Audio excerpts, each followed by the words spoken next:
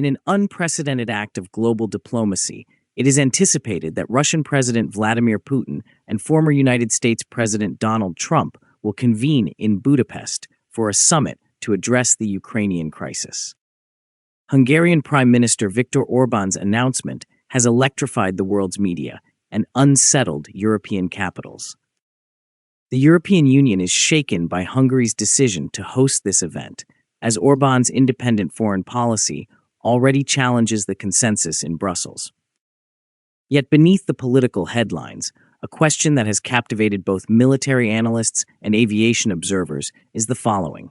In practical and security terms, how will Vladimir Putin physically access and exit Hungary? The Il-96-300 Russia's presidential aircraft, is often referred to as a flying Kremlin during Putin's voyage. It is a four-engine wide-body jet that has been extensively modified and is based on the civilian Il-96. However, the interior of the jet bears little resemblance to a passenger aircraft. The cabin is a mobile command center that is equipped with secure communication systems, encrypted data channels, and a command interface that can connect directly to Russia's strategic forces. The aircraft's structure is reinforced with armor plating in critical areas, backup hydraulic and electrical systems, and advanced electronic countermeasures to deter incoming threats. Its missile defense suite comprises dispensers for decoy flares and chaff, directional infrared countermeasure turrets, and missile approach warning sensors.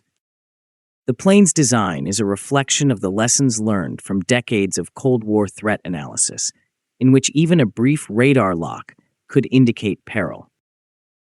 The Il-96-300 is a secure state aircraft that is capable of withstanding sophisticated attempts at interception or electronic disruption. It is both a transport and a fortress. It is the pinnacle of aviation technology and national security doctrine, and its deployment consistently signifies an operation of paramount significance. The selection of Budapest as the host city carries significant strategic and symbolic meaning.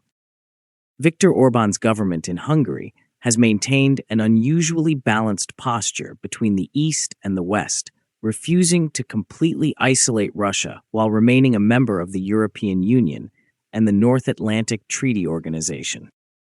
Hungary's unanticipated emergence as a mediator in the Ukrainian conflict and a quiet challenge to the Western diplomatic hierarchy is underscored by the hosting of both Putin and Trump in a single venue.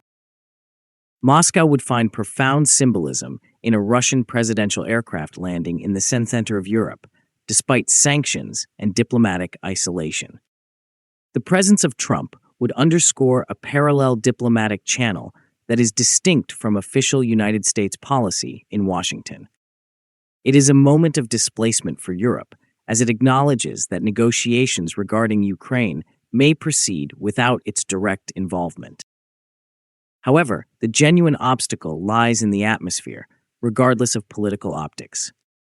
From Moscow to Budapest, the route covers multiple layers of political complexity, radar coverage, and military tension.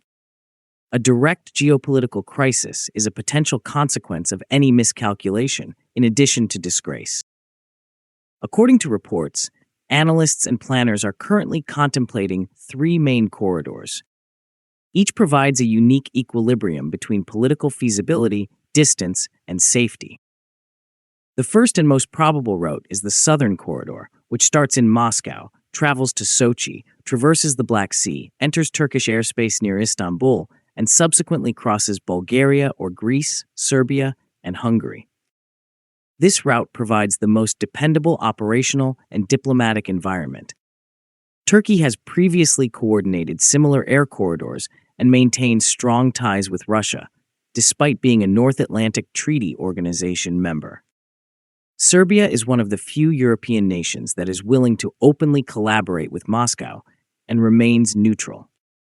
This southern route provides a virtually continuous chain of friendly or neutral airspace, thereby reducing the risk of North Atlantic Treaty Organization air defenses or potential hostile tracking.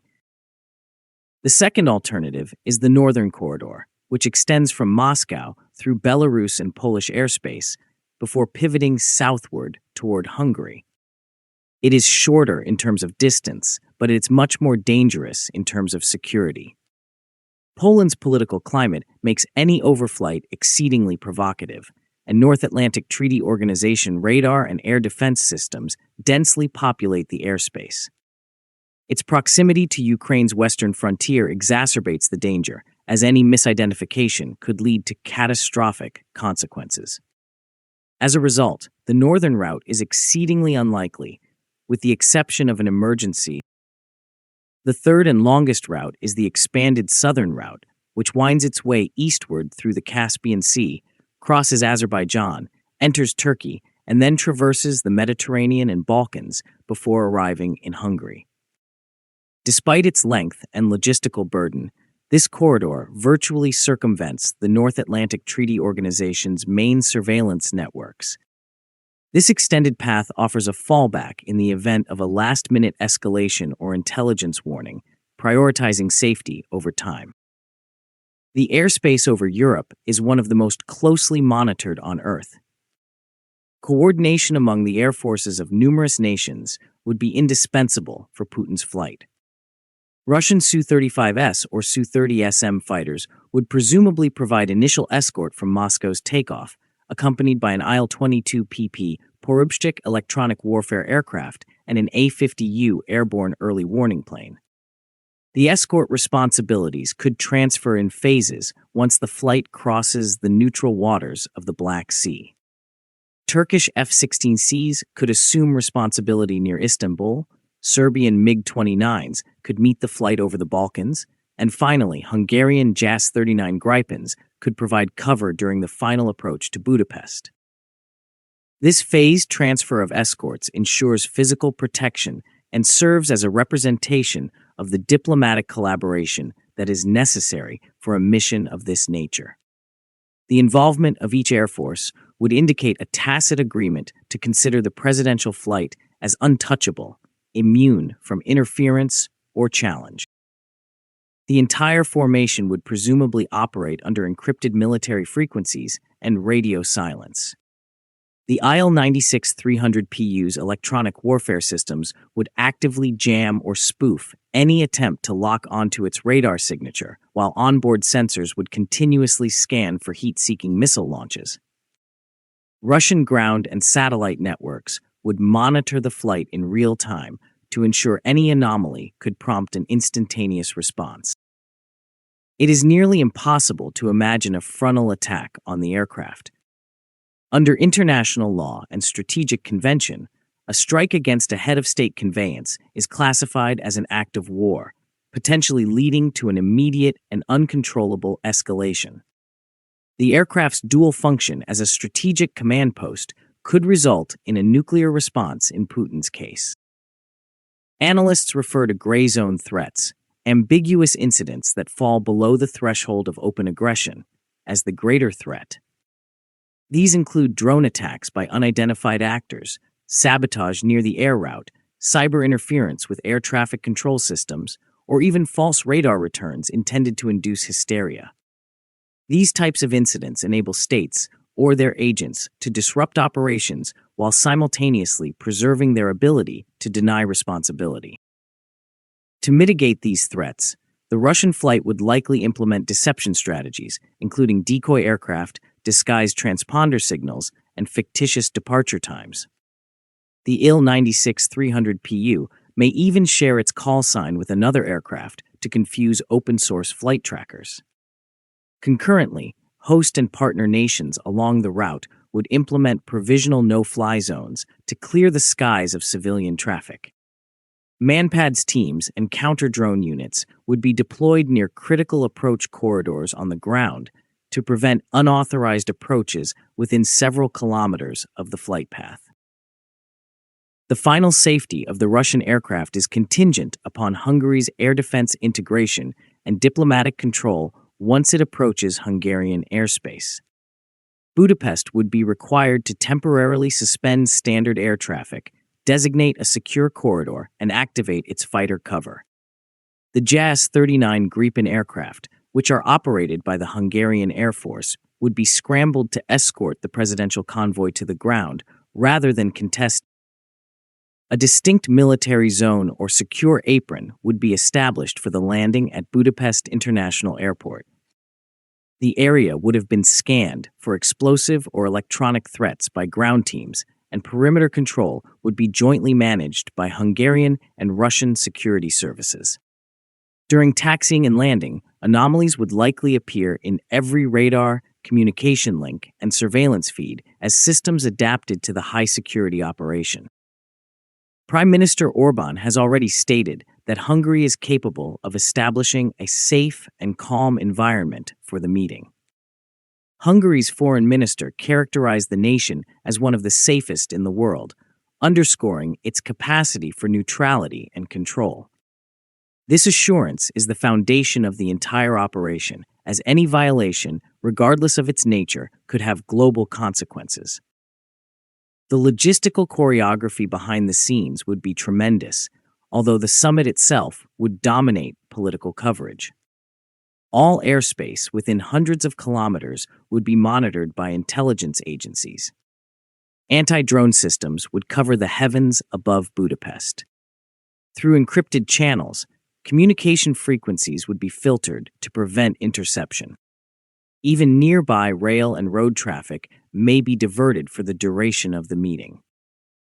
The Il-96-300 may be repositioned to a secondary airfield in the event of an emergency, or remain parked under heavy security at a secure base during the summit. Russian technicians and security would constantly monitor the aircraft. In the interim, Hungarian authorities would maintain close communication with both Russian and United States security personnel to prevent overlapping operations that could result in misunderstandings or confrontations. A summit of this magnitude is not merely a political gathering. It is a demonstration of the ability to coordinate intelligence, diplomacy, and military precision. Hosting the event for an extended period would significantly influence Hungary's reputation. While the exit plan mirrors the arrival plan, it may not necessarily follow the same route after the discussions conclude. The return flight may follow a lengthier trajectory through Turkey and the eastern Mediterranean before heading north toward Russia, as strategic unpredictability necessitates adaptation. This aspect prevents predictability and enables tactical flexibility in the event that intelligence reports new threats. To mitigate visual surveillance, departure is anticipated to occur at dusk or night. The escorts would be airborne, the takeoff would be rapid, and the climb would be steep. The aircraft would attain cruising altitude under complete electronic protection within minutes. The escort responsibilities would transition in reverse sequence as the aircraft traversed each zone of airspace until it re-entered Russian skies. The success of the flight would be more than just a transportation accomplishment once it landed in Moscow. It would be a testament to the technical resilience and diplomatic reach of Russia during a period in which isolation is the official Western policy narrative. In the end, Putin's entry and departure from Hungary will not be merely an act of aviation, but a diplomatic act that is written in contrails, a message that is traced across the skies of a divided continent. If you think the video was informative, please like, subscribe, and share. Please also take membership of the channel to encourage us